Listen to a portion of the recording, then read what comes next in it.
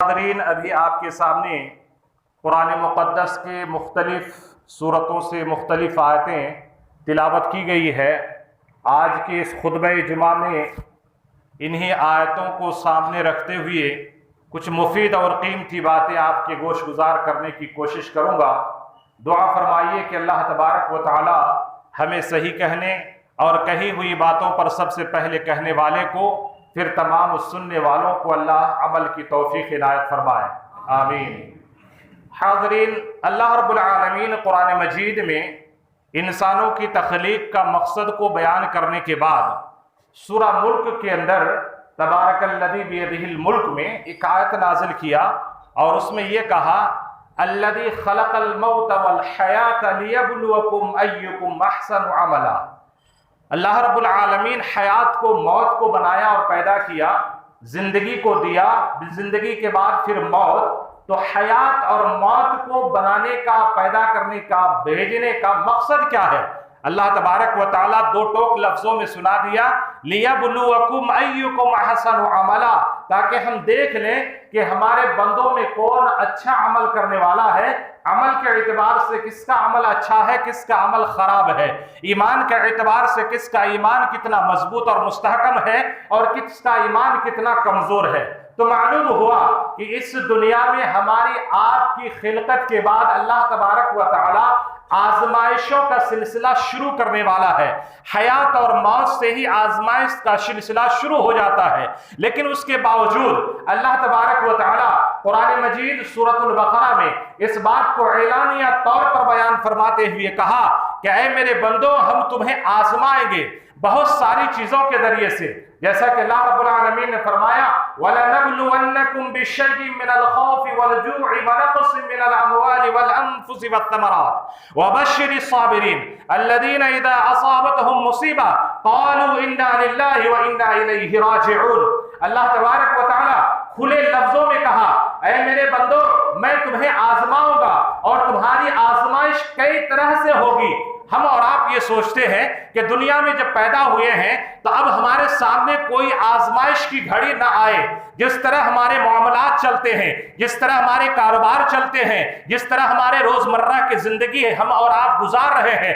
بس اس کے اندر کوئی پریورتن نہ آئے، اس کے اندر کوئی تبدیلی نہ آئے اور اس کے اندر اتار چڑھاؤ نہ ہو۔ میرے دوستو، بزرگوں، نوجوانوں، عزیز بچوں، اپنے ذہن میں اس بات کو ڈال لو، اللہ تبارک و تعالی ہماری آپ کی زندگی کو ہر ہمیشہ ایک سا، ایک طرح، برابر سرابر، ہماری پیدائش سے لے کے بچپن، لڑکپن، جوانی، بڑھاپا تک، مرنے تک اللہ تعالیٰ ایک ہی طرح رکھے گا نہیں ہے۔ جس طرح ہماری زندگی میں کبھی ہم ماں کے پیٹ میں 9 مہینہ ہے، 10 مہینہ ہے، پھر دنیا میں آنے کے بعد بچپن کی زندگی ہماری آپ کی 1 سال، 2 سال، 3 سال، 4 سال کرتے ہوئے 12 سال تک ہے، 12 سال کے بعد 15 سال لڑکپنا ہے، لڑکپنے کے بعد 15 سال، 17 سال کے بعد ہماری نوجوانی کی عمر ہے، 25 سال، 30 سال کے بعد ہماری جوانی کی عمر شروع ہو جاتی ہے، پھر 40 سال کے بعد یا 50 سال کے بعد ہماری عمر ادھیڑ لوگوں کی ہو جاتی ہے۔ تو جس طرح اللہ تبارک و تعالی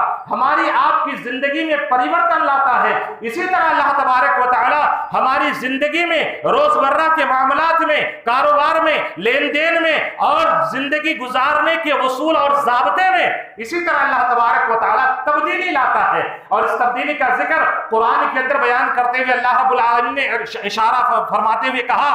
تِلْكَ الْأَيَّامُ نُدَاوِلُهَا بَيْنَ النَّاسِ، وقت، زمانہ، گھڑی، کانٹا، لمحہ، لہجہ سب کے لیے برابر ایک سا نہیں ہوتا ہے، اس کے اندر پریورتن ہوتے رہتا ہے، تبدیلی ہوتی رہتی ہے۔ آج ہماری حالت کچھ ہے، کچھ دنوں کے بعد کچھ اور حالت بن جائے گی، پھر اس کے بعد کچھ دنوں کے بعد اور حالت کچھ اور بن جائے گی۔ تو معلوم ہوا کہ اللہ تبارک و تعالی ہمارے اندر تبدیلی کو دیکھنا چاہتا ہے کہ ہم ایک سا ہمیشہ ایک ہی طرح نہ رہیں، صرف ہمارے ہی طرح نہیں، ہماری زندگی ہی کو نہیں، بلکہ اللہ تبارک و تعالی اس ایمان کے اندر بھی کمی زیادتی دیکھنا چاہتا ہے جس ایمان کی دولت سے اللہ تعالیٰ نے ہم کو آپ کو مالا مال کیا ہے۔ ایمان یزید و ینقص، ایمان گھٹتا بھی ہے، ایمان بڑھتا بھی ہے اور انسان کی زندگی سے ایمان کبھی ختم بھی ہو جاتا ہے۔ اگر آپ قرآن پڑھتے ہیں، احادیث پڑھتے ہیں یا علماء کرام کی لکھی ہوئی کتابوں کو پڑھتے ہیں تو ضرور آپ کو معلوم ہوگا کہ جب ایمان والا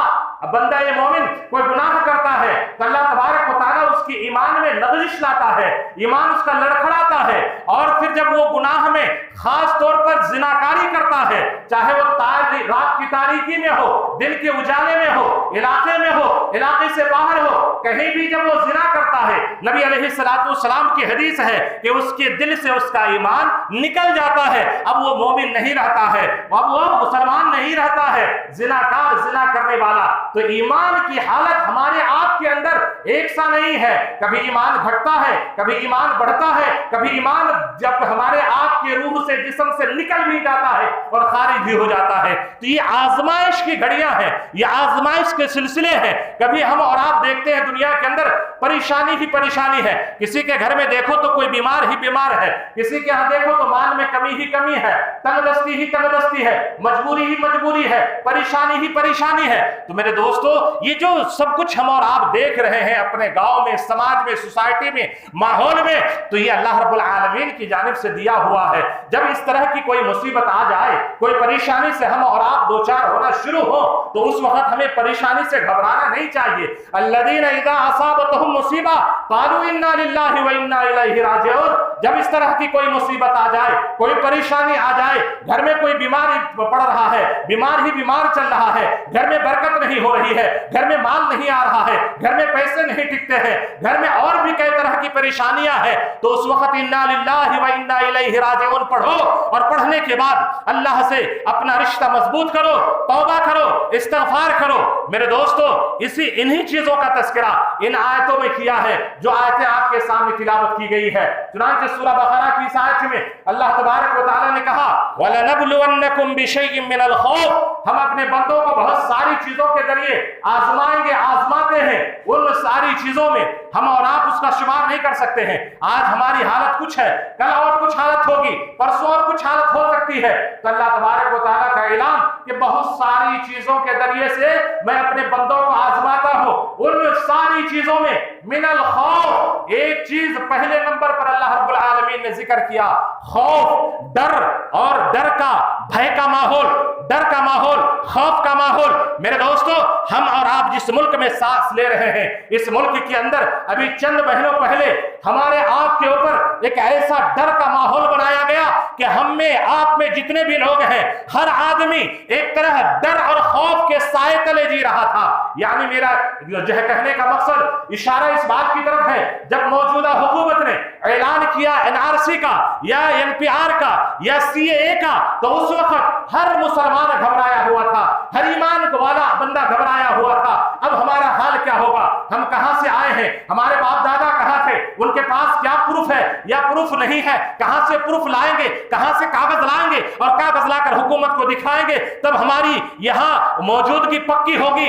ورنہ اگر ہم کاغذ نہیں دکھا سکے تو NRC سے ہمارا نام خارج کر دیا جائے گا، یا CAA ایکٹ لانے کے بعد ہم کو NRP میں مبتلا کر کے ہمیں پریشان کیا جائے گا، جس طرح آسام والوں کے ساتھ کیا جاتا ہے۔ ایک ڈر کا ماحول تھا۔ اللہ اکبر، اسی ڈر کے ماحول میں، اسی ڈر کے سائے تلے ہم اور آپ جی ہی رہے تھے کہ اللہ تبارک و تعالیٰ ڈر کے اوپر ایک اور ایسا ایک ڈر لا کر کے بٹھایا کہ جس کو ہم اور آپ جو ہے COVID-19 کے نام سے جانتے ہیں، کرونا وائرس کے نام سے جانتے ہیں۔ اور یہ کرونا وائرس ایک ایسا ڈر اور خوف کا ماحول لے کے آیا کہ اب تک تو صرف مسلمان ڈر رہا تھا، اب تک مومن ڈر رہے تھے، اب تک کلمہ پڑھنے والے ڈر رہے تھے۔ جب NRC کے بعد جب اللہ تبارک و تعالیٰ کی جانب سے کرونا وائرس کی بات آئی اور وائرس کی ہوا چلنا شروع ہو گئی، تو اب اس ملک کا نہیں، پوری دنیا کا آدمی، پوری دنیا کا، چاہے مسلمان ہو، عیسائی ہو، یہودی ہو، نصرانی ہو، کرسچن ہو، کوئی بھی ہو، دنیا کا ہر فرد بشر،